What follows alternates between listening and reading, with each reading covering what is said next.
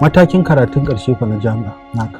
Ai tun ina secondary na dan samu matsala idan na zo rubuta jaraba ya zama kawai sunan Juwairiya nake rubuta.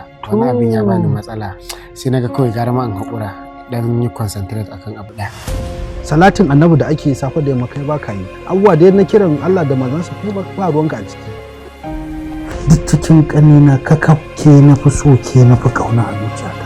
Amma ce kike nema ki mun tutsu kan irin maganganu da kuma amana da aka bani. Shi wa yayin ki biyayya kuma ki bi zaɓin da ya miki. Dan na san ba zai zaɓi abin da zai cutar da ke ba. Na fuskanci akwai matsala. Ba ka da wata fara'a ba wani komai. Me yake damun ka gaya min? Mama, kin ganna fa. Ba wani abu da ya canza a tattare da ni sai dai idan ke ce dai. A'a. Wannan fa me same shi na kamar kuka yake ba. Kibiya ta soyayya. Ai wannan hawayen da yake ba na bakin ciki bane na soyayya.